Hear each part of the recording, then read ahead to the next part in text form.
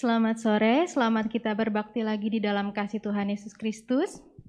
Kita bersyukur kalau misalnya kita masih boleh tetap beribadah di tempat ini. Kita bersyukur kalau misalnya kita masih boleh memuji, menyembah Tuhan di tempat ini. Lewat hal ini kita harus percaya bahwa roh Tuhan tetap bersama-sama dengan kita, menguatkan kita, memulihkan, dan memberi pengharapan kepada kita melewati hari-hari kita di tengah pandemi ini. Saya undang semua jemaat untuk bangkit berdiri. Kita mau nyanyikan lagu Rohmu yang Hidup.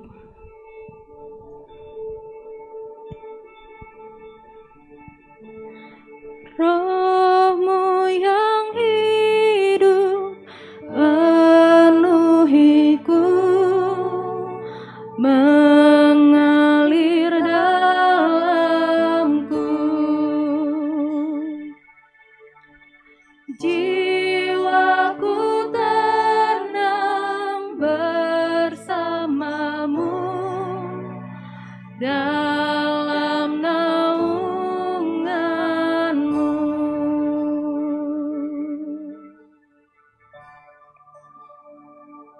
Ku buka hati untuk jamahanmu, berserah penuh di hadiratmu.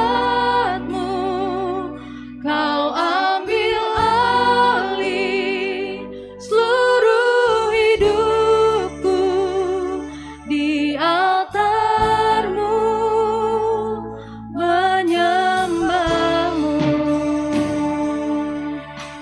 Rohmu yang kudus, Rohmu yang kudus, pulihkanku. Engkaulah damaiku.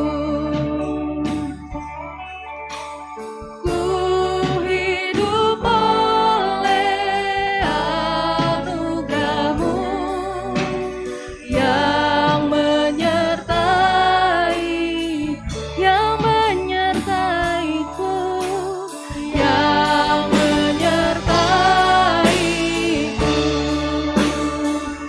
Ku buka hati untuk jamahanmu, berserah penuh di hadiratmu.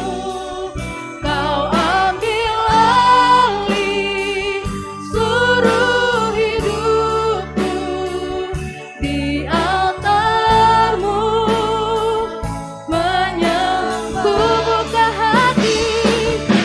buka hati untuk jamahanmu, berserah penuh di hadiratmu. Kau ambil alih seluruh hidupku di altarmu, menyembahmu. Rohmu yang kudus, Rohmu yang kudus, pulihkanku. Engkaulah damai. Ku hidup oleh anugerah-Mu. Ku hidup oleh anugerah-Mu yang menyertai. Rohmu yang hidup penuhiku, Rohmu yang hidup penuhiku. Datang urapiku, ku siap terima,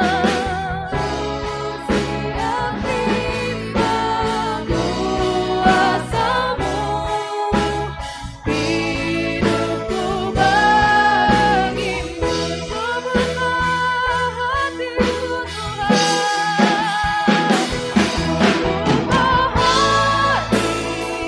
untuk jamahanmu, berserah penuh di hadiratmu.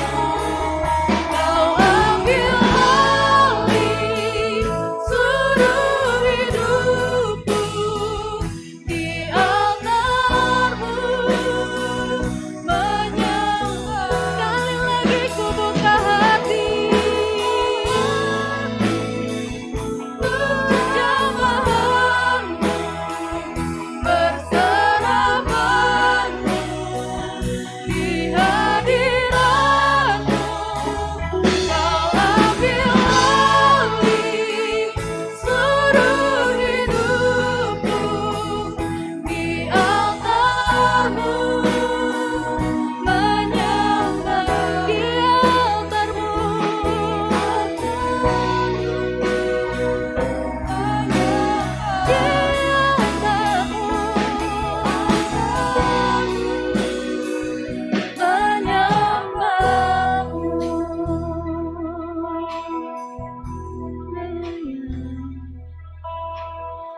Untuk doa pembuka, saya minta dengan hormat Ibu Haryandi untuk memimpin dalam doa.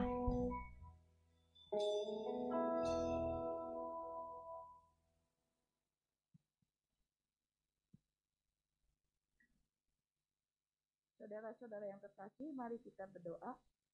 Bapa di surga, di dalam nama Tuhan Yesus, kembali kami datang kepadamu Tuhan. Terima kasih Tuhan untuk kesempatan yang baik Engkau berikan kepada kami. Kami mau memuji, memuliakan nama-Mu Tuhan. Mari Tuhan hadir di tengah-tengah kebaktian kami Tuhan. Urapan Roh Kudus-Mu ada di tengah-tengah kehidupan kami Tuhan. Terima kasih Tuhan Yesus. Biarlah roh sukacita ada di dalam hati kami. Terima kasih Tuhan Yesus, mengurapi anak-anak kami yang akan melayani pekerjaan-Mu ini Tuhan. Baik pemimpin pujian, singer, pemain musik, terlebih hamba-Mu yang akan menyampaikan firman-Mu Tuhan.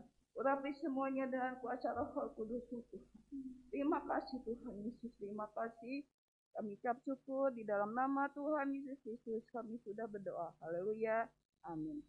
Amin. Jemaat dipersilakan untuk duduk. Kita mau angkat pujian Tiada Nama Selain Nama Yesus.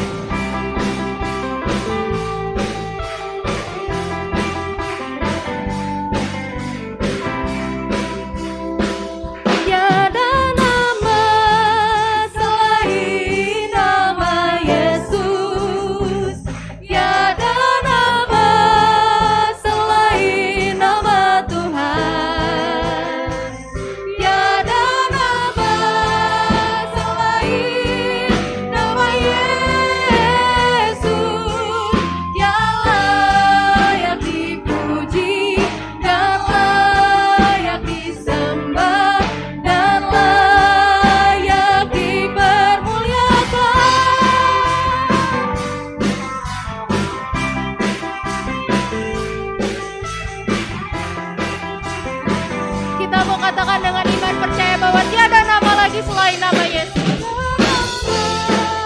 Selain nama Yesus, tiada nama selain nama Tuhan.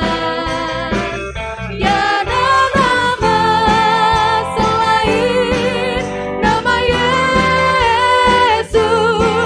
yang layak dipuji dan layak disembah.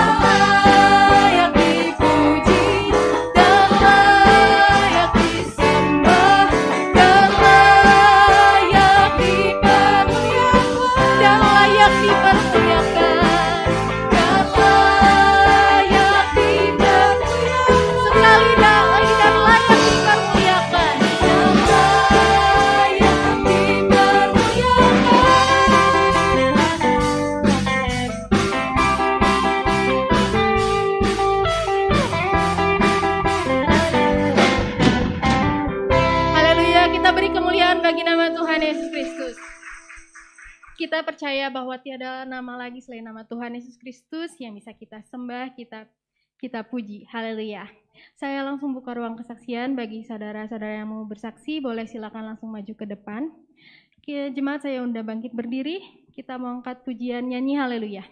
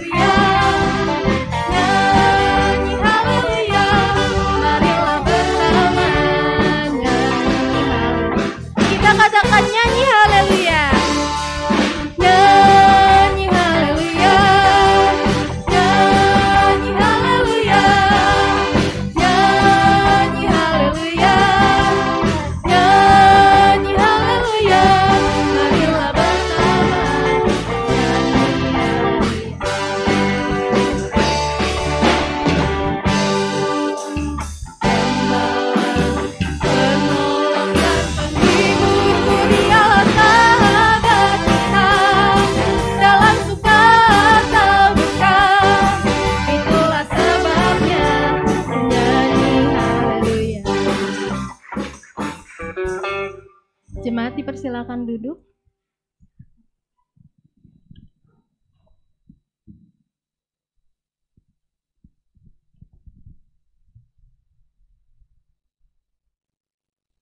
Puji Tuhan, saudara. Kalau sekarang saya bisa datang di kebaktian, saya mau menyaksikan bagaimana Tuhan itu sangat baik buat saya. Kurang lebih 11 tahun yang lalu, saya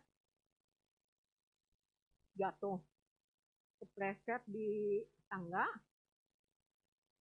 Itu yang cuci piring tangganya basah, jadi saya kepleset di situ sampai mantu saya dan pembantu saya menjerit, aduh, katanya. Saya bilang jangan dibangunin, nanti saya bisa bangun sendiri. Terus saya bangun, terus saya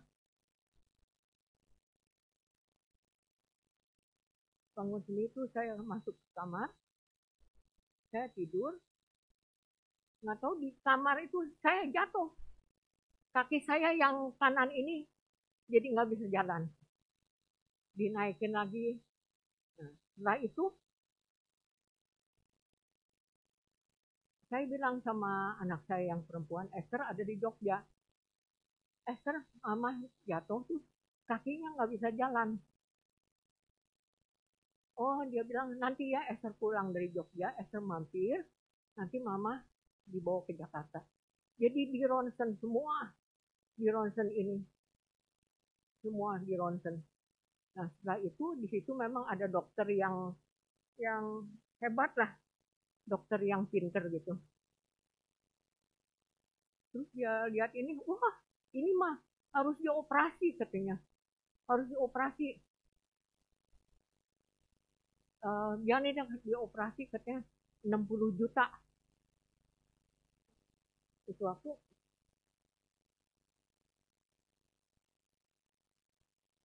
terus saya pulang lagi jalan, terus ibu gembala di sini hilang sama Esther.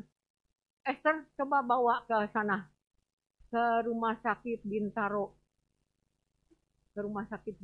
katanya. Jadi di sana ada dokter apa lupa, cuman di rumah sakit itu ya. Dibawa ke sana,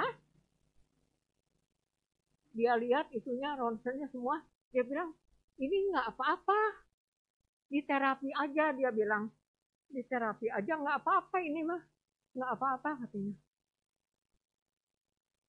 Terus setelah itu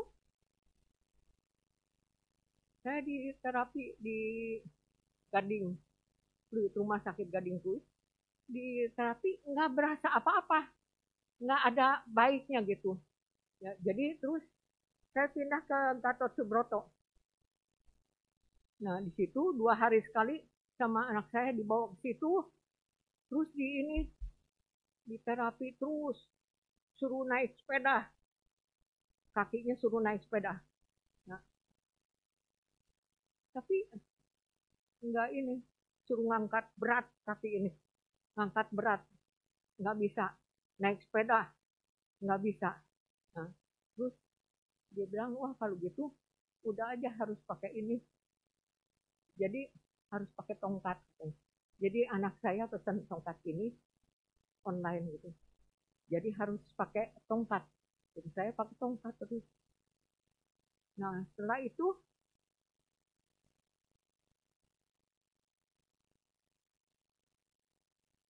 saya jatuh lagi, kepleset lagi, kaki ini bengkak ininya. Aduh, saya bilang gimana ini, kenapa ya jadi gini? Tapi Tuhan itu baik. Tadinya bengkak, sekarang sudah baik jadinya.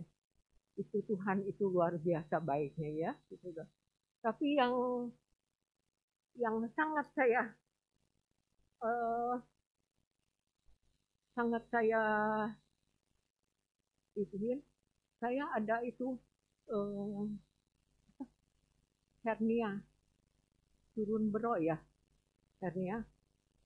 Terus saya ada firman Tuhan, katanya kalau minta Tuhan akan kasih. Apa? Terus saya minta Tuhan, kalau engkau mau kasih pada saya, ini saya ada hernia, dioperasi udah nggak mungkin, saya kan udah tua. Nah itu waktu saya berdoa, Tuhan tolong. Itu luar biasa saudara-saudara ya. Sakitnya luar biasa. Aduh sakit sekali ininya. Nggak tahu begitu sakit, terus dia kembali jadi masuk. Yesus itu luar biasa. Saya nggak mengerti, Tuhan, Engkau begitu baik kepada saya. Engkau luar biasa. Itu jadi saya minta itu terus jadi dia bisa masuk kembali, saudara-saudara.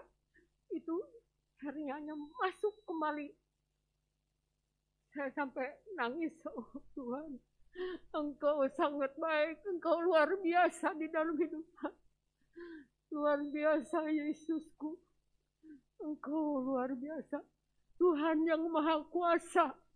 Tuhan yang hebat, yang luar biasa sudah mendengar permohonan saya. Walaupun saya penuh dengan kekurangan, penuh dengan kelemahan, tetapi Tuhan itu luar biasa. Itu herannya ya saudara-saudara. Waktu saya minta begitu, aduh sakitnya luar biasa. Tapi begitu sakit, begitu masuk lagi itu luar biasa. Segala puji, hormat, kemuliaan hanya bagi Tuhan. Karena dialah yang patut dipuji. Amin. Haleluya, Tuhan Yesus benar-benar baik, sungguh baik, luar biasa baik, dan mujizatnya itu memang nyata dalam kehidupan kita. Kita mau lanjutkan pujian kita angkat lagu Ku Diberi Kuasa.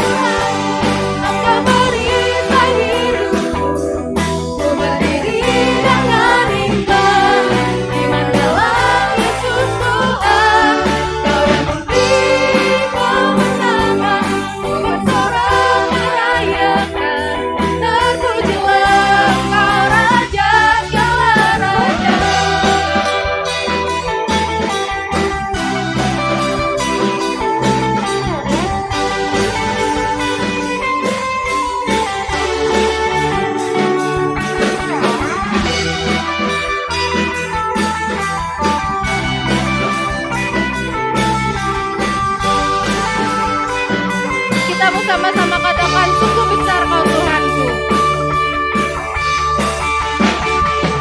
Sungguh besar Kau Tuhanku, Engkau perisai hidupku.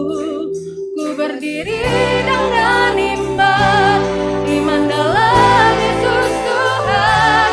Kau yang memberi kemenangan, ku bersorak merayakan. Terpujilah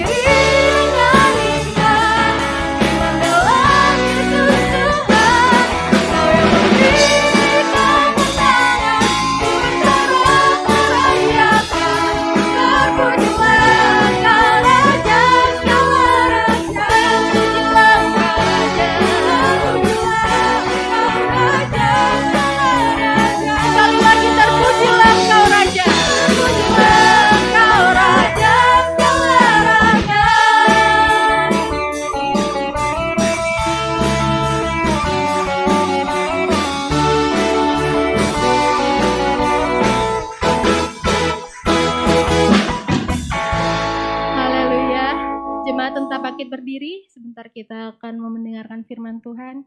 Kita angkat pujian Sungguh Indah.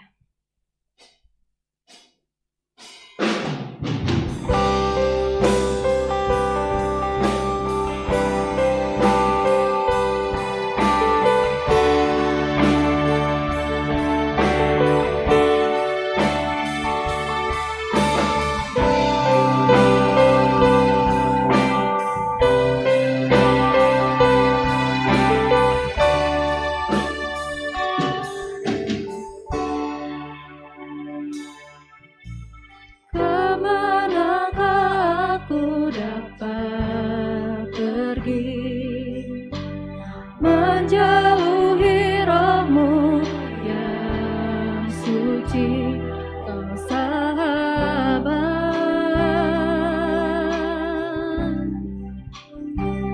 dan kau dekat.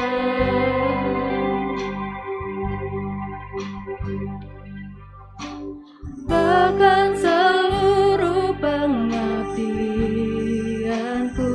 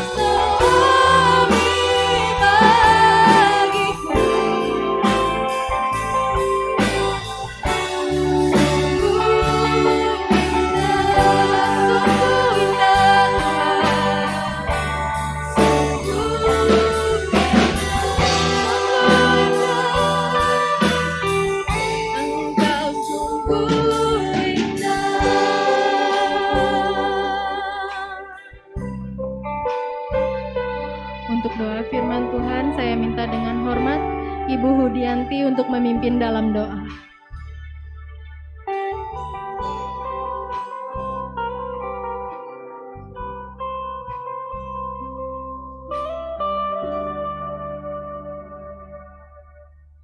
Saudara-saudara yang terkasih, mari kita sama-sama berdoa. Terima kasih Tuhan Yesus, kalau pada pertengahan ibadah kami boleh kembali datang kepadamu. Terima kasih untuk pimpinanmu sepanjang kami memuji membesarkan namamu. Biarlah segala pujian kami boleh naik ke hadiratmu dan menyenangkan hatimu.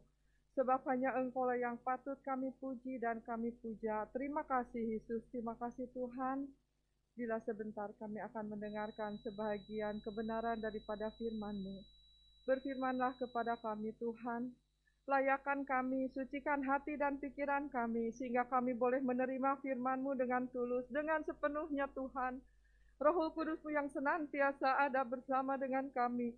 Terima kasih Yesus, terima kasih Engkau senantiasa menyempurnakan pekerjaan dari hamba-Mu yang akan menyampaikan firman-Mu Tuhan, menyembunyikan di belakang salib-Mu, membukakan setiap rahasia-rahasia daripada firman-Mu, sehingga boleh diberitakan dengan berani, dan kami yang menerimanya, kami yang mendengarnya, boleh mengertinya, dan boleh semakin mengerti apa yang Tuhan ingin kami lakukan di dalam kehidupan kami, sebab kerinduan kami hidup lebih dekat kepada Engkau. Terima kasih Yesus, kami serahkan semuanya ke dalam tangan-Mu. Di dalam nama Tuhan Yesus Kristus, kami berdoa dan mengucap syukur. Haleluya. Amin. Haleluya. Jemaat dipersilakan duduk kembali. Firman Tuhan pada sore hari ini akan dilayani oleh Bapak Pendeta Ruben. Waktu dan tempat saya persilahkan.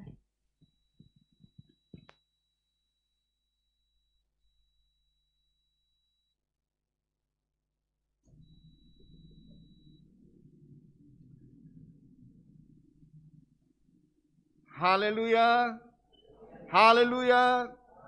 Puji Tuhan, selamat sore, selamat kita mendengarkan kebenaran firman Tuhan. Bersyukur kepada Tuhan, kita semua sehat, kita semua kuat, diberkati oleh Tuhan, dan diberikan kesempatan oleh Tuhan untuk beribadah kembali di rumah Tuhan. Ada banyak orang yang ingin beribadah, tapi mereka ada di rumah sakit. Ada banyak orang yang ingin beribadah, tapi mereka ada di dalam penjara.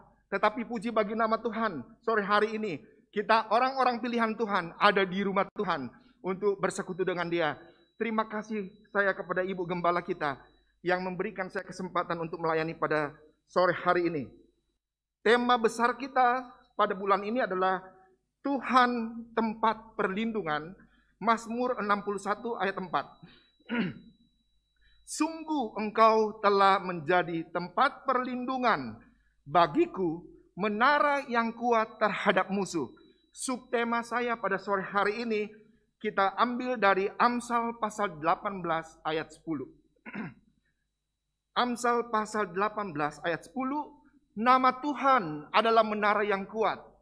Kesanalah orang benar berlari dan ia menjadi selamat. Saya akan bicara soal menara yang kuat. Kalau kita baca Alkitab, kata menara akan kita temukan pertama kali di dalam kitab Kejadian pasal 11. Di mana dikisahkan di sana tentang orang yang ingin membangun satu kota namanya Babel. Kota itu begitu besar.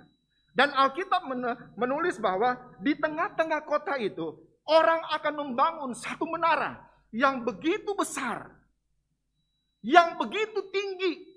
Dan Alkitab bilang orang-orang yang membangun itu ingin membangun menara itu sampai ke langit. Sampai ke langit, tidak pernah menyesal. Dan kerinduan saya melayani Tuhan tidak akan pernah gagal. Oleh siapapun juga, kecuali kalau diri saya yang mau gagal. Nah, banyak orang berencana yang bagus, yang besar, yang indah. Tetapi apakah itu sesuai dengan rencana Tuhan? Kita harus bertanya ya kepada Tuhan. Oleh sebab itu, gagal total pembangunan Menara Babel. Kenapa? Tidak dikehendaki oleh Tuhan. Yang kedua, di dalam Yosua pasal 6, kita akan melihat di sana ada satu kota namanya Yeriko. Disebutkan kota Yeriko adalah salah satu kota besar yang mempunyai benteng yang begitu besar. Di atas benteng itu bisa berjalan beberapa kereta. Bisa dibangun rumah beberapa buah, kemudian di situ juga akan dibangun menara yang kuat. Oleh sebab itu, waktu ada orang Israel 2 yang datang mengintai ke kota itu, ketahuan. Kenapa? Ada menara di situ. Ya, ada menara di situ yang dipakai untuk mengintai. Saudara melihat kondisi daripada Yeriko waktu itu, Yeriko tidak mungkin dihancurkan. Yeriko tidak mungkin dikalahkan oleh Israel. Kenapa? Dia punya benteng yang begitu kuat. Dia punya menara yang begitu hebat. Sehingga Tuhan berinisiatif. Kalau seandainya Yosua dan tentaranya yang menyerang Yeriko, tidak akan bisa. Kenapa? Mereka tidak punya bulldozer, mereka tidak punya granat untuk menghancurkan benteng itu.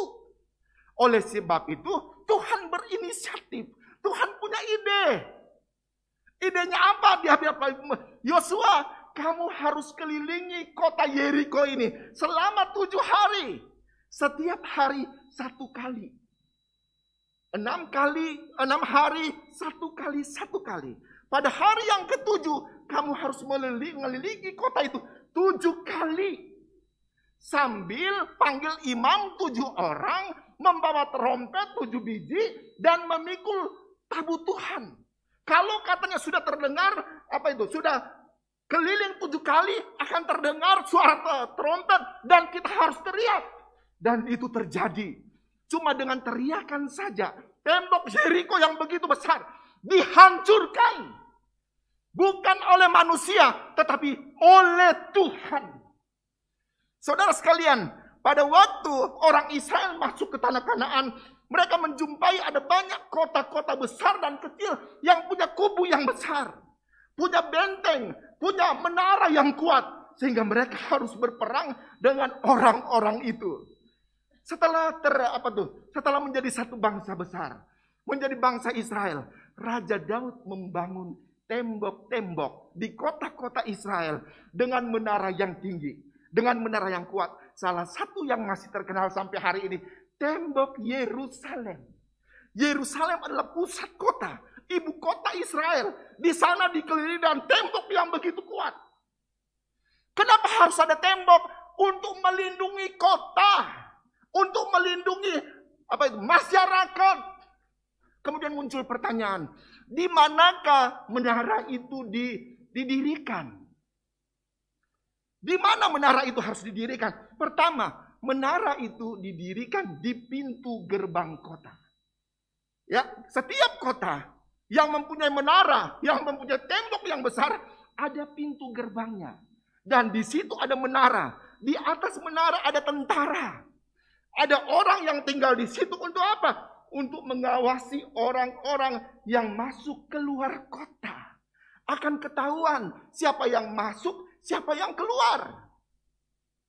Kalau sudah jam 6 sore, tembok itu harus ditutup. Penjaga akan berteriak sudah jam 6 sore. Tembok harus ditutup. Gerbang harus ditutup. Oleh sebab itu, kalau ada pedagang, ada peternak yang di luar kota, datang sudah kesorean, mereka tidak masuk di pintu gerbang. Ada pintu domba namanya. Yang akan berjalan di situ. Pintu gajah namanya. Mereka akan berjalan di situ. Penjaga akan berkata, ada orang, mereka kenal orang itu, silakan buka pintu. Yang kedua, fungsi daripada menara itu untuk melihat musuh. Dari atas menara yang tinggi, seorang tentara akan bisa melihat ada orang asing datang. Ada tentara asing datang yang banyak berkuda, membawa senjata. Oleh sebab itu, tentara yang ada di atas menara itu akan meniup trompet. Tanda bahwa ada musuh yang akan menyerang kota. Waktu mereka mendengar trompet, tentara-tentara akan siap. Tentara-tentara akan siap untuk menghadapi musuh yang datang. Dari mana? Ketahuan dari menara. Ada penjaga yang memberitahu ada musuh yang sedang datang. Dan tentara-tentara itu akan berlari ke menara yang kedua. Menara yang kedua letaknya di tengah kota. Tadi menara pertama letaknya aja pintu gerbang. Menara yang kedua ada di tengah kota. Menaranya besar dan tinggi. Kenapa orang-orang tentara berlari ke menara yang kedua itu yang ada di kota? Kenapa? Karena di menara itu tersimpan senjata-senjata. Sekali lagi, di menara itu tersimpan senjata-senjata. Kidung Agung 4 ayat 4. Kidung Agung 4 ayat 4. Lehermu seperti menara Daud, dibangun untuk menyimpan senjata. 1000 perisai tergantung padanya, dan gada para pahlawan semuanya. Jadi di menara itu adalah gudang senjata. Waktu tentara-tentara mendengar ada tiupan sangkakala, ada trompet yang berbunyi, mereka lari ke menara itu. Untuk apa? Ambil senjata itu. Perang lewat dengan musuh. Segala macam senjata ada di situ. Tinggal ambil. Dan inilah fungsi menara. Tempat penyimpanan senjata. Menara itu adalah Allah. Menara itu selalu bicara soal Allah. Yang akan menjaga, memelihara, melindungi orang-orang umat-umat Tuhan yang berlari kepada Dia. Sekali lagi, tentara-tentara ini lari ke menara, ambil senjata. Dan mereka siap untuk perang. Dengan senjata-senjata yang sudah disediakan. Di dalam Efesus pasal 6 ayat 11 sampai 17 dikatakan di sana, kenakanlah seluruh perlengkapan senjata Allah, supaya kamu dapat bertahan melawan tipu muslihat iblis. Sekali lagi, kenakanlah seluruh perlengkapan senjata Allah. Kalau tadi senjatanya harus ambil dari menara, sekarang katanya kita sendiri yang harus mengenakan seluruh perlengkapan senjata Allah. Ini luar biasa loh. Bukan senjata manusia, bukan pistol, bukan apa itu, bukan senapan, bukan mortir, bukan. Tapi senjata Allah. Ada banyak kali kegalagalan anak-anak Tuhan suka memakai senjata dunia. Mereka lupa dengan senjata Allah yang Tuhan sudah siapkan di gudangnya. Tinggal ambil saja. Ada di menara. Apa itu? Senjata-senjatanya. Tapi sekali lagi, kegagalan anak-anak Tuhan suka memakai senjata dunia. Marah dibalas dengan marah. Itu dunia. Benci dibalas dengan benci. Dendam dibalas dengan dendam. Maki dibalas dengan maki. Dan dia berkata, saya puas. Kalau sampai dia sakit, kalau sampai dia tersinggung, dia makan dengan makian saya puas. Saya senang. Itu senjata dunia. Tapi di sini tidak ada anak-anak Tuhan yang memakai senjata dunia. Marah ganti marah. Mencuri ganti mencuri. Tipu ganti tipu. Tuhan bilang, pergunakanlah seluruh perlengkapan senjata Allah.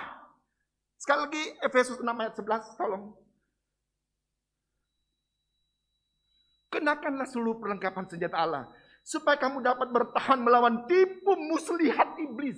Sekarang iblis sedang bekerja. Surat Petrus berkata, iblis itu seperti singa yang mengaum-ngaum. Dia berjalan ke sana kemari untuk mencari orang yang bisa dia telan. Iblis ada di mana-mana. Satu hari ada pendeta katanya lagi khotbah di Papua. Saudara-saudara, Allah maha hadir, iblis pun maha hadir. Waktu itu ada orang tukang mabuk datang ke gereja. Dia duduk di depan. Dan pendeta bilang begini, Allah maha hadir, iblis maha hadir juga. Iblis itu ada di sini, dia ada di depan. Itu orang tukang mabuk kawan. Kok dia tahu ya, pendeta tahu saya tukang mabuk. Minggu depan dia datang lagi. Dia duduk di tengah. Pendeta itu khotbah lagi. Saudara-saudara, Allah ada di mana-mana, iblis ada di mana-mana. Dia ada di depan, dia ada di belakang. Dia ada di tengah. Dia tahu ya. Akhirnya minggu depan dia duduk di ujung di paling belakang. Pendeta itu datang juga di khotbah. Allah ada di di mana-mana. Dia ada di depan, dia ada di tengah, dia ada di belakang. Iblis pun ada di depan, dia ada di tengah, dia ada di belakang. Itu orang tukang mabuk langsung berdiri. Singgung terus, dia langsung pulang. Kok itu pendeta tahu saya tukang mabuk? Tukang tahu dia.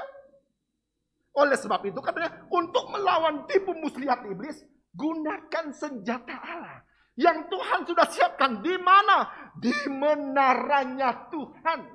Haleluya. Haleluya. Senjata itu apa ya? Ayat selanjutnya ada ikat pinggang. Ikat pinggang itu bicara soal kebenaran. Ikat pinggang ditaruh di sini, di pinggang untuk apa? Untuk taruh pedang. Kemudian katanya baju sirah. Baju sirah itu di depan. Kalau ada orang, musuh, ada iblis mau panah kita, taruh dadaku. Mana dadamu? Ini dadaku. Gak akan tembus. Kenapa? Ada baju sirah di dada kita. Yang akan menolak panah ataupun tembak yang dilemparkan oleh lawan. Kemudian ada kasut. Ini bicara soal kerelaan Injil. Berkasutkan. Tentara zaman dulu bisa berjalan berbulan-bulan, malah bertahun-tahun. Dia perlu kasut. Untuk apa?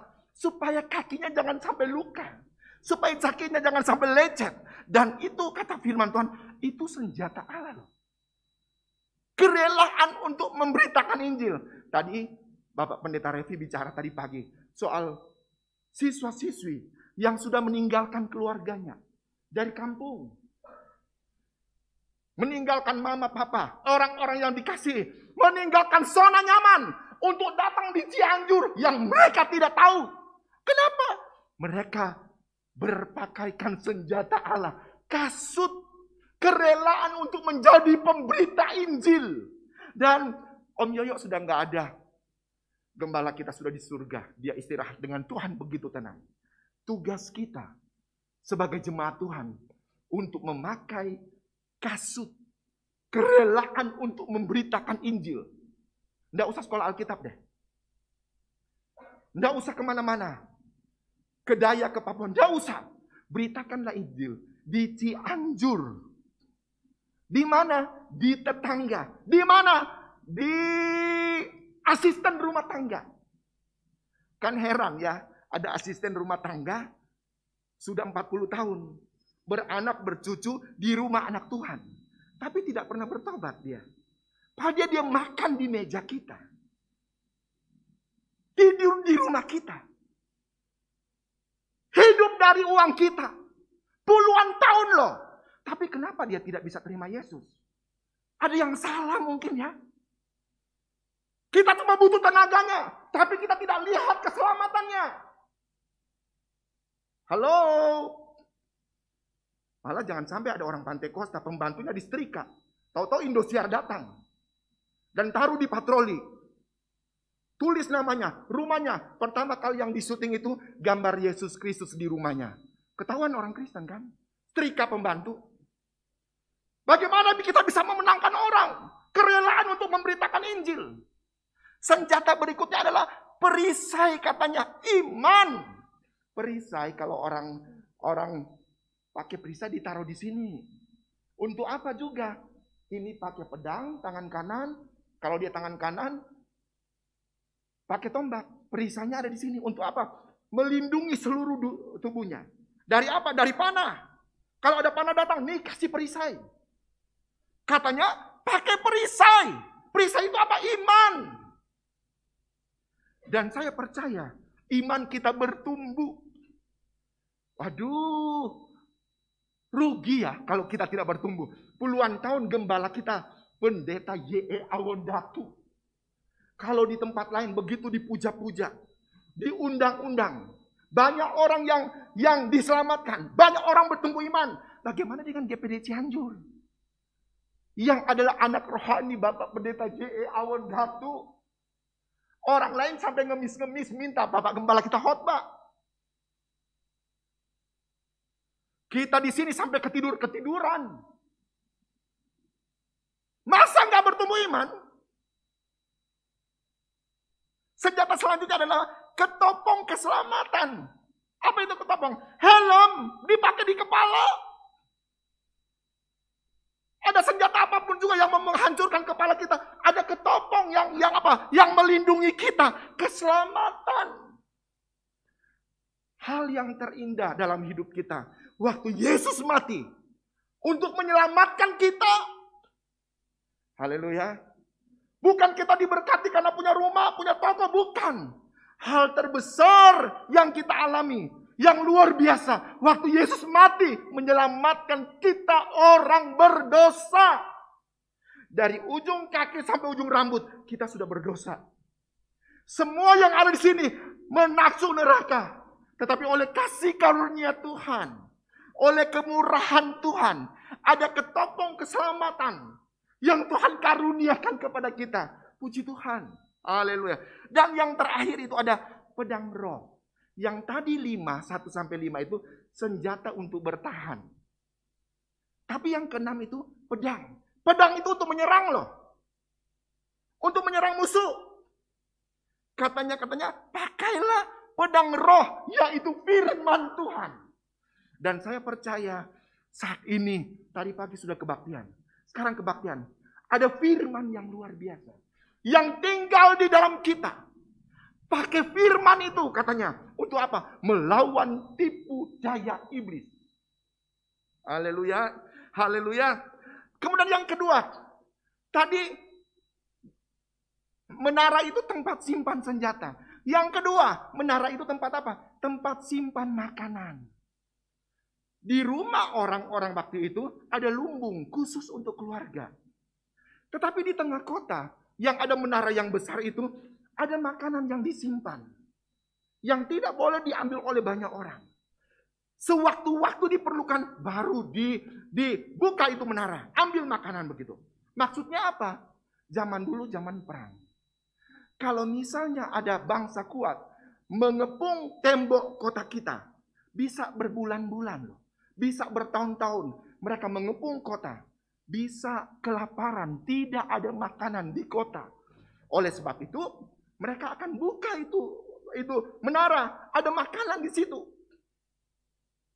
Sedangkan musuh yang ada di luar tembok itu, kehabisan makanan. Belum perang mereka sudah sakit. Belum perang mereka sudah loyo, sudah lemah. Sedangkan orang tentara-tentara yang ada dalam kota yang dilindungi oleh tembok itu, mereka kuat. Kenapa? Ada makanan yang tersedia di menara itu. Haleluya. Haleluya. Saya bilang tadi, menara itu adalah Allah kita. Yang menyiapkan segala yang kita butuhkan pada waktu kita datang kepada Dia. Sekarang makanan itu tersedia di menara. Tidak akan ada yang kelaparan. Haleluya. Tidak akan ada yang kelaparan. Kenapa? Ada makanan di menara. Keluarkan menara itu. Dan Yesus sendiri pernah berkata, Akulah roti hidup. Yohanes 6 ayat 35. Yohanes 6 ayat 35. Kata Yesus kepada mereka, Akulah roti hidup. Barang siapa datang kepadaku, ia tidak akan lapar lagi. Dan barang siapa percaya kepadaku, ia tidak akan haus lagi. Soal makanan, orang bisa mengejar, memburu makanan. Sampai di ujung dunia loh. Mereka tahu rumah makan yang enak. Mereka tahu di kampung-kampung, dari kota besar sampai kota kecil, sampai lubang tikus sekalipun mereka tahu di sana ada makanan enak. Orang mengejar makanan itu. Coba lihat di televisi, acara masak-memasak. Chef-chefnya luar biasa. Makanan dikejar orang. Sekarang walaupun ada COVID, tapi orang kejar makanan. Mereka lupa yang Yesus katakan, Akulah roti hidup. Makan makanan yang kita kejar-kejar sampai di kota mana, 3 jam kemudian kita lapar lagi. Tapi Yesus bilang, barang siapa datang kepadaku, ia tidak akan lapar lagi. Ingat, di menara ada makanan, ada roti yang tersedia. Yesus menyediakan makanan. Fresh from the oven. Haleluya. GPD Cianjur menyiapkan makanan lezat bagi jemaatnya. Nggak usah cari di tempat lain. Nanti sakit perut loh. Nanti muntah-muntah.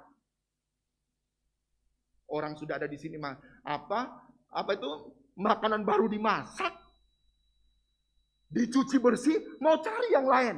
Sampai bela-belain ke Jakarta. Pendeta TikTok. Gak usah kemana-mana. Tetap tinggal di sini, amin. Di sini ada makanan, ada gudang persediaan makanan di sini. Yang cukup untuk makan kita. Haleluya, haleluya. Kalau makanan yang tidak cocok dengan kita, makanan basi, kita akan sakit, muntah-muntah, sakit perut. Tapi saya percaya di tempat ini, makanan yang disediakan adalah makanan segar. Haleluya. Sudah didoakan, sudah puasa, dan jemaat tinggal makan saja. Haleluya, haleluya. Yang terakhir, menara di tengah kota fungsinya apa? Perlindungan terakhir. Seandainya ada musuh nih ya, dia bisa menghancurkan itu tembok. Sebagai tempat perlindungan, dia bisa menghancurkan menara. Ada satu alternatif terakhir. Tentara-tentara akan lari ke menara yang ada di tengah kota. Mereka akan naik ke atas. Di atas masih ada staf, ada batu di sana. Ada apa tuh? Ada panah di sana. Ada tombak di sana. Dari atas menara, tentara-tentara ini akan melempar musuh mereka dengan batu. Lempar dengan batu. Lempar dengan panah. Lempar dengan apa tuh? Dengan tombak. Menara adalah tempat pelarian terakhir. Dan di sana biasa kemenangan akan ada. Yes, jangan. Kita harus, kalau kita sudah gagal sana, gagal sini, akhirnya kepada Yesus. Tidak apa-apa sih ya. Yesus jadi yang terakhir. Sudah gagal di sana, gagal di sini, tolak di sana, tolak di sini. Tidak apa-apa. Ujung-ujungnya Yesus juga. Saudara-saudara, pada waktu dulu, kira-kira 10 tahun yang lalu, yayasan dipercaya oleh Batalion Rider 300 untuk melayani orang-orang Kristen tentara yang ada di sana selama hampir 10 tahun. Banyak loh. Ini ibu salah satu yang aktif di sana, di Rider itu dia. Dan kalau minggu pagi, tentara-tentara itu suka gereja di sini. Mereka sudah buka bersaksi. Tapi mereka sudah pergi. Tidak ada yang menghubungi saya. Sudah hampir 10 tahun. Tapi beberapa hari yang lalu tiba-tiba ada telepon, tapi saya nggak angkat, saya nggak kenal. Tiba-tiba telepon itu, dia tulis, Om Ruben, saya sudah lama cari nomor Om Ruben, tapi nggak ketemu-ketemu. Waktu dia telepon, saya angkat. Oh ya, apa kabar? Oh maaf ya, saya sudah lama tidak hubungin Om. Dan saya sekarang ketemu, saya ngerepotin Om. Kenapa? Saya meminta doa. Oh, udah tahu deh. Kalau lagi makan-makan, lupa hamba Tuhan. Kalau lagi pesta, lupa hamba Tuhan. Kalau lagi happy, lagi enjoy, lupa hamba Tuhan. Tapi kalau sudah bermasalah mau doa, cari hamba Tuhan. Udah tahu yang begitu. Emang kenapa? Saya tanya dulu. Kamu pangkat apa sekarang? Saya pangkat mayor, Om. Tinggi loh. Anaknya baru 35 tahun. Sebentar lagi saya mau lieutenant kolonel, Om. Tapi saya ada masalah, Om. Tolong doakan kami, sampai nangis-nangis loh. Tentara.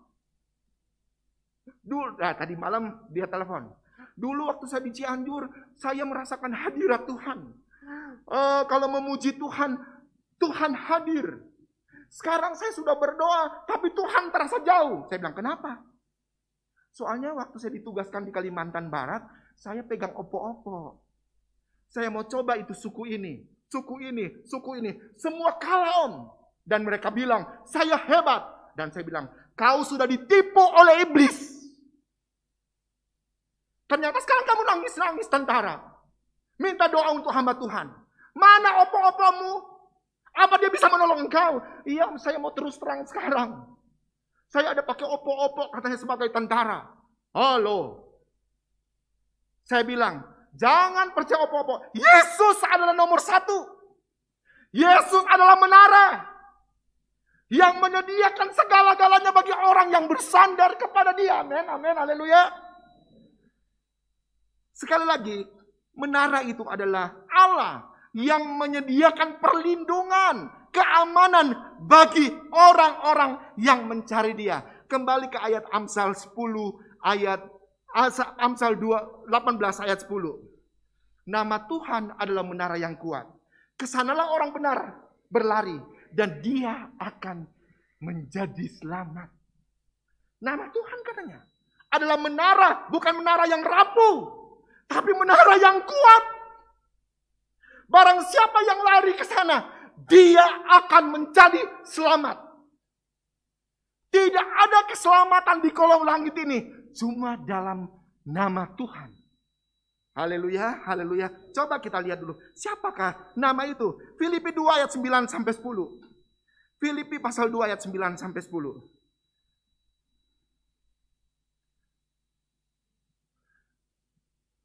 Itulah sebabnya Allah sangat meninggikan dia dan mengaruniakan kepadanya nama di atas segala nama. Haleluya. 10. Supaya di dalam nama Yesus bertekuk lutut segala yang ada di langit dan yang ada di atas bumi dan yang ada di bawah bumi. Ternyata nama Tuhan adalah menara yang kuat, adalah nama Yesus Kristus. Tuhan saya punya nama, namanya Yesus Kristus. Sekali lagi, Tuhan saya punya nama, namanya Yesus Kristus. Tuhan saya namanya bukan GBU. Apa GBU ya? Oh, God bless you. Nama saya Tuhan Yesus loh, bukan GBU. Nama saya Yesus, nama Tuhan saya itu Yesus Kristus, bukan JBU. Zaman dulu baru mulai pakai HP kan. Ada teman saya gembala, dia tulis, "Halo Ben, apa kabar?" Saya balas kabar baik, dan di bawahnya saya tulis GBU, ikut-ikutan kayak bebek gitu loh. GBU, dia balas lagi, "Ben, apa GBU?" Saya terpukul dengan kata-kata itu. Apa GBU? Oh, God bless you. Mulai itu saya tidak mau pakai GBU-GBUan. Saya mau pakai Tuhan Yesus memberkati. Saya mau pakai Immanuel. Ternyata ada orang yang tidak kenal siapa itu GBU. Kenapa? Tuhan saya punya nama. Namanya apa? Yesus Kristus. Nama Yesus itu katanya dikaruniakan nama segala nama. Lagu tadi. Tiada nama selain nama Yesus. Tiada nama. Yesus nama itu, menara itu adalah Yesus Kristus. Saudara mau cari perlindungan saat ini susah. Tidak ada jaminan keamanan sekarang. Oh katanya, di mana tuh? Ada banjir bandang di NTT. Saya mau lari ke gunung. Biar aman. Di gunung lagi ditunggu. Gunung mau pecah, mau meletus. Dia mengeluarkan lahar. Banyak orang yang mengungsi. Banyak orang yang mati. Tidak aman di gunung loh. Oh saya mau aman. Mau tinggal dekat pantai. Di dekat pantai ada tsunami. Mau mati di sana. Nggak aman di dekat pantai. Mau di mana? Di Padang. Di Padang ada gempa bumi. Nggak ada tempat yang aman bagi kita sekarang ini. Nggak ada tempat yang aman. Makanya salah satunya caranya untuk aman itu lari ke menara, yaitu Yesus Kristus. Jangan lari di SMS. Curhat di SMS. Lari kepada Yesus Kristus. Saudara, kejahatan terjadi di mana-mana. Tidak aman. Rumah yang waktu lalu dianggap aman, ternyata tidak aman. Di kamar yang dianggap aman, tidak aman. Ada suami istri, bunuh istri di dalam kamar loh. Orang kira kita tidak aman kalau ada di terminal. Orang kira kita tidak aman kalau ada di jalan raya malam-malam. Ternyata di kamar ada, baru-baru ini saya baca, suami bunuh istri, masukin dalam septic tank di kamarnya, lagi hamil 7 bulan. Papa bunuh anak di kamar, di rumah. Tidak ada jaminan, tidak ada tempat yang aman sekarang ini. Dan kita hidup di tengah-tengah dunia yang tidak aman. Ya kan? Kita hidup di dunia yang tidak aman. Mau kemana? Di mana-mana ada corona. Tapi banyak orang nekat nih hasilnya sekarang tuh. Lihat aja tuh, orang bandel. sekarang ini. Tidak ada jaminan keamanan. Lantas bagaimana kita? Daud seorang raja yang luar biasa. Dia memberikan jalan keluar. Mazmur 61. Mazmur 62. Ayat 2 dan 3. Mazmur 62. Ayat 2 dan 3. Hanya dekat Allah saja aku tenang. Daripadanya lah keselamatanku. Hanya dialah gunung batuku dan kota keselamatanku. Dan hanya dialah gunung batuku dan keselamatanku. Kota bentengku. Aku tidak akan goyah selama-lamanya. Jangan lari ke tempat yang salah. Lari kepada siapa? Ke Yesus. Kota bentengku. Yang tidak akan goyah. Daud memberikan solusi baik bagi kita. Satu-satu jalannya untuk tenang. Untuk terhindar dari mara bahaya. Lari kepada Yesus Kristus. Dia adalah kota benteng. Dia adalah gunung batu. Gunung batu tidak bisa dihancurkan dengan tangan. Tapi dengan teknologi yang luar biasa sekarang loh. Zaman dulu kan enggak. Dengan teknologi sekarang, dinamit bisa menghancurkan gunung batu. Gunung batu itu adalah Tuhan. Gunung batu itu adalah Yesus Kristus. Kota benteng itu adalah Tuhan. Jangan lari kemana-mana. Lari kepada Yesus. Sebagai gunung batu. Sebagai kota benteng. Yang akan melindungi kita. Haleluya. Haleluya. Mau bayar satpam. Mau pakai CCTV. Jebol juga. Tapi kalau pakai Yesus Kristus sebagai menara perlindungan, kota benteng, gunung batu, kita akan tidak pernah goyah. Kita akan aman. Kita akan menghadapi segala persoalan. Khotbah tadi pagi. Seperti Raja Wali. Dibawa kepak sayapnya. Kita akan dilindungi. Saudara bisa melihat induk ayam, kalau ada mara bahaya yang mengancam anak-anaknya, akan sembunyi di kepak sayapnya. Dia akan melindungi anak-anaknya. Sama seperti Yesus Kristus. Dia akan melindungi kita. Dia akan menjaga kita. Iblis kuasa kegelapan tidak bisa mengganggu kita. Karena tidak kelihatan anak ayam itu. Yang kelihatan induknya yang besar. Anak ayamnya ada di mana? Ada di bawah kepak sayapnya. Haleluya. Tuhan Yesus memberkati kita semua. Pemain musik.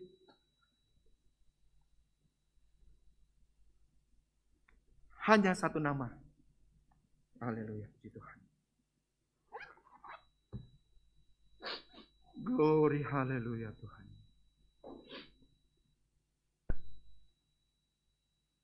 Amin. Haleluya.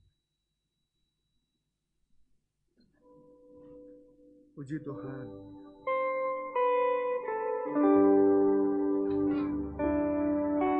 Glory Yesus. Bila hati kita, haleluya. Bila hati kita lemah tak berdaya,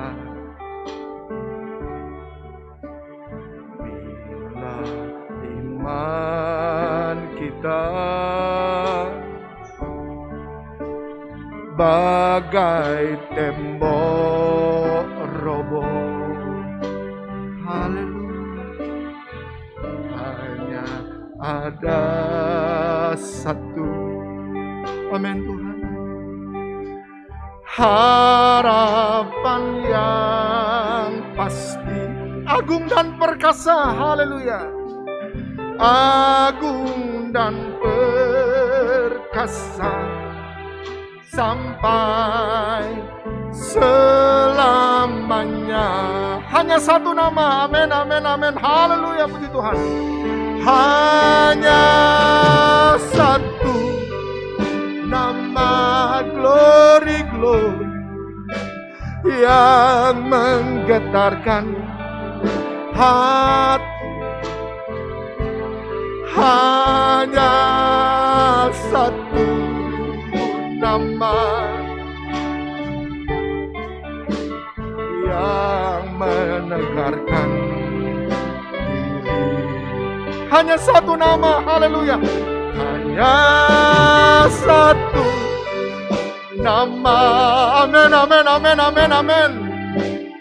Indah tak terberi, nama Yesus, nama Yesus, nama Raja segala. Kita nyanyikan pujian ini lagi. Bila hati kita, haleluya. Bila hati kita, terima kasih, glory, glory, glory, haleluya. Tak berdaya. Amin, amin, amin. Bila iman kita bagai tembok roboh. Terima kasih Tuhan Yesus, haleluya. Hanya ada satu harapan yang pasti, harapan yang pasti, agung dan perkasa sampai selamanya. Hanya satu nama, amin, amin, amin, amin, haleluya. Hanya satu nama, glory, yang menggetarkan hati.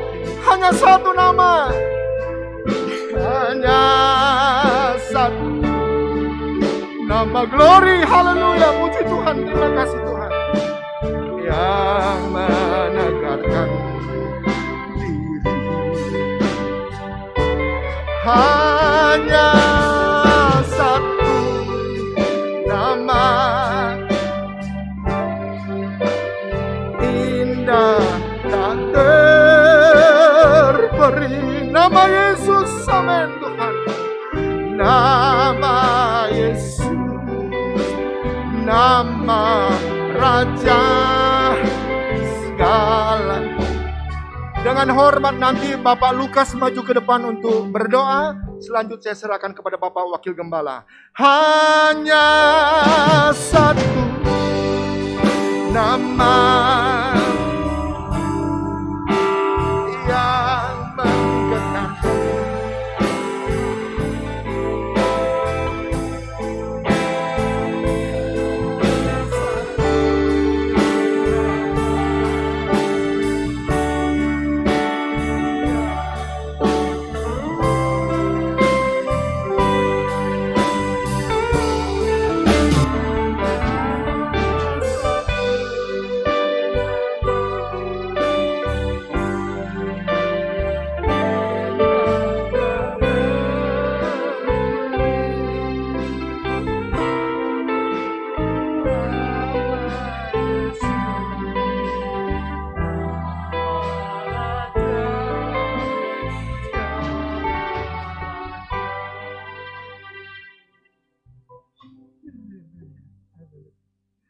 Mari saudara-saudara kita berdoa.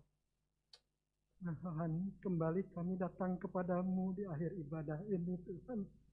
Kami mengucapkan syukur dan berterima kasih kepadamu. Kalau di sore hari ini kami boleh menerima firman-Mu.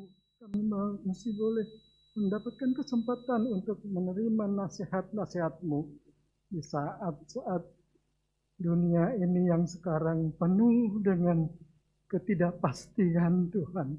Kami hanya mau berlindung kepadamu Tuhan. Ya Tuhan, lindungi kami Tuhan. Lindungi kami umat-umat-Mu Tuhan. Ajar kami semakin hari untuk semakin lebih dekat kepadamu dan semakin mengandalkan Engkau Tuhanku. Karena Engkaulah gunung batuku. Engkaulah benteng keselamatanku. Engkaulah segala-galanya bagi kami. Terima kasih untuk firman-Mu di sore hari ini Tuhan. Berkati Bapak Gembala, untuk Bapak Pendeta Ruben ya Tuhan. Pakai pelayanannya dimanapun beliau berada Tuhan. Terima kasih. Dalam nama Tuhan Yesus Kristus kami bersyukur dan berterima kasih. Haleluya. Puji Tuhan, saudaraku yang kekasih, kita sudah diberkati oleh Tuhan Yesus. Melalui firman Allah yang disampaikan oleh hambanya, tiba saatnya kita akan berikan korban syukur kita. Persembahan dijalankan 2 kali.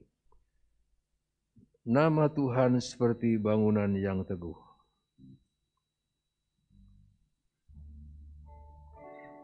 Oh, nama Tuhan seperti bangunan yang teguh.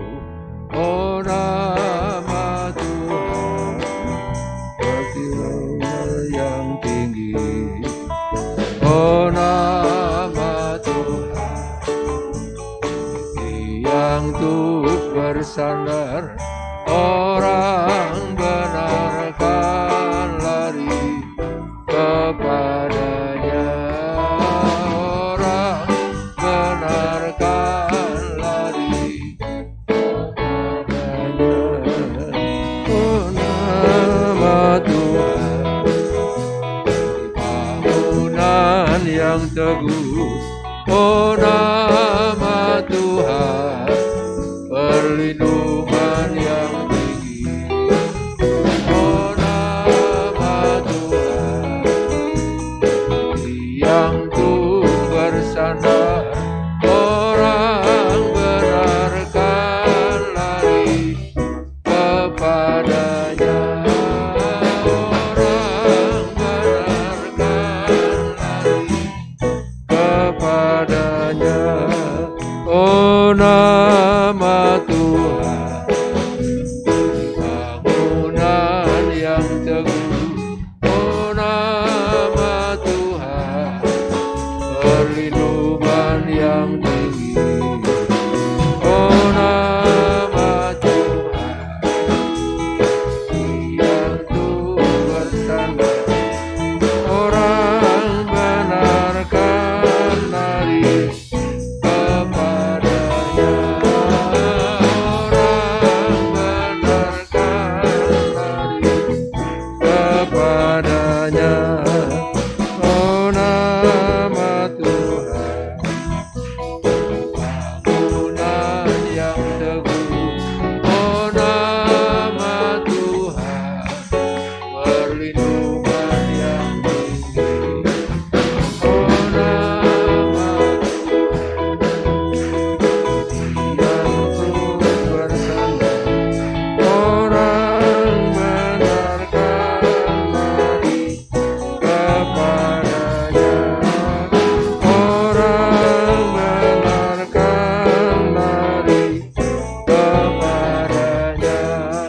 Namanya Yesus, Yesus, Dia hapus air mata.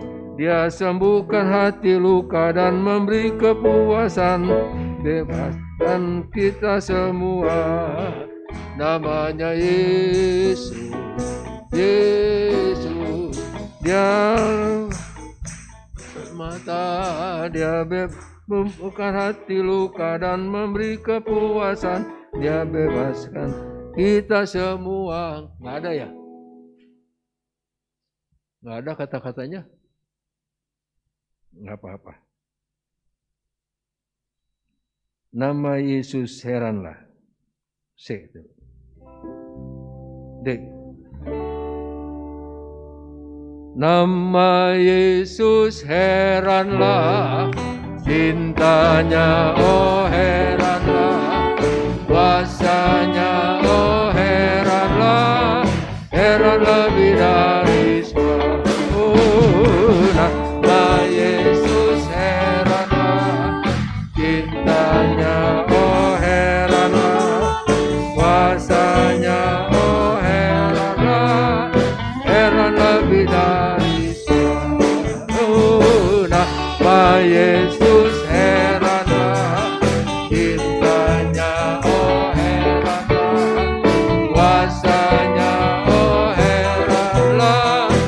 dan lebih dari sekolah. Terima kasih buat persembahan saudara. Tuhan Yesus memberkati. Ibadah sepanjang minggu ini, Rebo ada doa puasa dan pendalaman Alkitab. Dimulai jam 4:30 sore hari Kamis. Ibadah pelayanan pemuda remaja Pantekosta jam 6 dan Sabtu kita bertemu kembali dalam ibadah doa jam 5 sore. Ibadah raya pertama minggu depan pagi jam 6, ibadah raya sore jam 4 sore. Sekolah minggu tetap ada tapi online gitu, yang kita punya anak-anak supaya diarahkan ke sana ya. Ada yang baru pertama kali ikut ibadah di sini?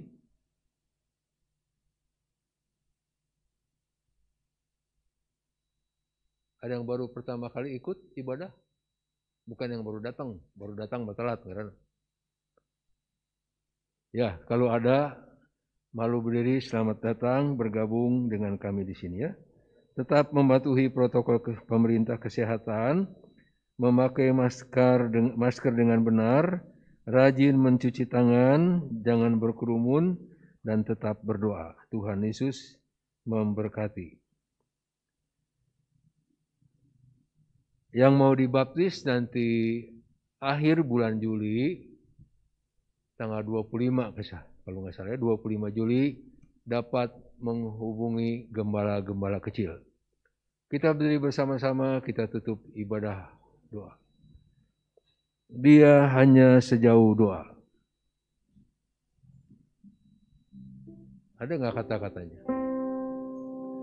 Bila kau rasa gelisah di hatimu, bila kelam kabut tak menentu hidupmu, ingat masih ada seorang penolong bagimu. Yesus tak pernah jauh darimu.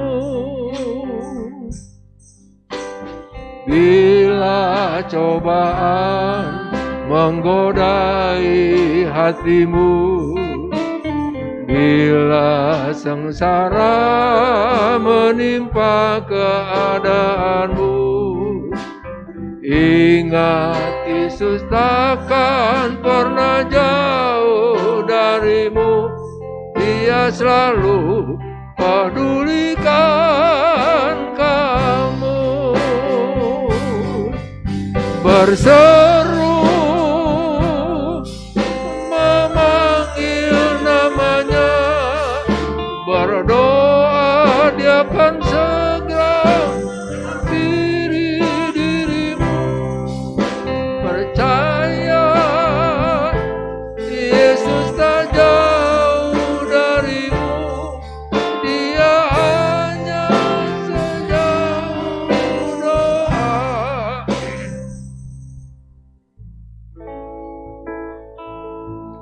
Refnya tolong, refnya saja.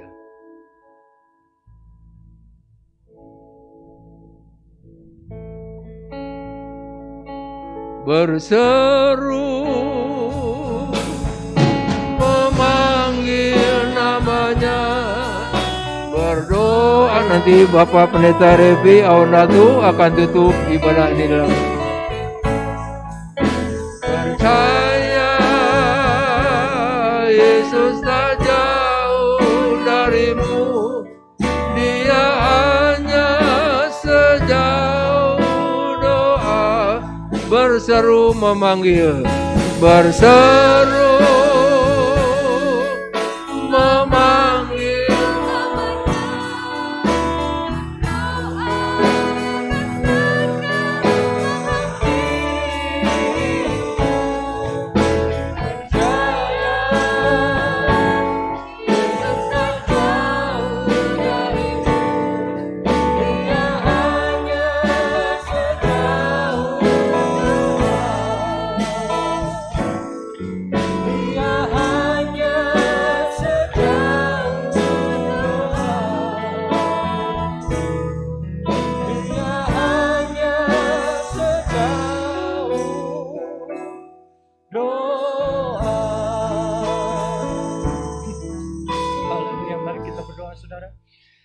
Ya betul Tuhan, itu yang kami aminkan melalui pujian pada akhir ibadah sore hari ini. Bahwa nama-Mu satu-satunya yang kami berseru hanya sejauh doa. Oleh karena itu kami berseru kepadamu, Tuhan kami Yesus Kristus, menara kami yang teguh, di mana kami boleh berlari dan mendapatkan semua yang kami butuhkan ada di dalam diri Engkau. Bapa yang baik, biarlah kami, murid-murid-Mu, kami, anak-anak-Mu, kami, hamba-hamba-Mu, boleh menjadikan Engkau sebagai satu-satunya tempat di mana kami berlari, mendapat pertolongan itu. Hanya Engkau yang ada di dalam hati kami, hanya Engkau tujuan hati kami, sehingga di saat apapun yang terjadi dalam hidup kami, nama-Mu boleh bekerja secara luar biasa, merubah hidup kami, merubah apa yang kami percaya, menjadi lebih kuat iman kami di dalam Engkau Tuhan. Kami bersyukur untuk ibadah yang boleh ada pada sore hari ini. Kami boleh diteguhkan, kami boleh dikuatkan, kami boleh diingatkan kembali seberapa berharganya nama Yesus itu dalam hidup kami. Tuhan, kami ingin selalu memiliki nama itu dalam hidup ini Tuhan. Biarlah nama-Mu Yesus boleh selalu ada dalam hati kami. Setiap langkah yang kami ambil, setiap pikiran yang kami pikir, setiap ucapan yang kami ucapkan, setiap prasangka yang ada dalam hati kami, biarlah hanya nama Yesus saja yang ada di situ. Karena saat nama Yesus ada dalam hidup kami percaya ada kelepasan, ada kesembuhan, ada kekuatan, ada perlindungan, ada jaminan keselamatan di dalamnya Tuhan. Terima kasih Bapa, terima kasih untuk ibadah minggu hari ini. Kami percaya semua yang hadir sudah menerima berkat itu, berkat pertolongan daripada-Mu yang senantiasa ya dan amin. Boleh kami rasakan Tuhan. Kami boleh mendengar kesaksian bahwa Engkau ada, mujizat-Mu masih ada bekerja dalam hidup ini. Terima kasih Tuhan, terima kasih Bapa. Terima kasih untuk semua jaminan yang Kau berikan pada kami. Dan sebentar kalau kami semua akan pulang berpisah satu sama lain, tetap kami percaya tidak ada satupun yang memisahkan kami dari kasih-Mu Tuhan. Oleh karena itu saudara-saudara yang kekasih, terimalah berkat dari Allah yang menjadi Bapa kita, dan juga damai sejahtera, keselamatan, perlindungan dari Tuhan Yesus Kristus, dan penghiburan dari Roh Kudus senantiasa mempersatukan kita mulai saat ini sampai selama-lamanya. Maranatha, Tuhan datang kembali yang kedua. Di dalam nama Tuhan Yesus Kristus, yang percaya katakan amin. Selamat sore.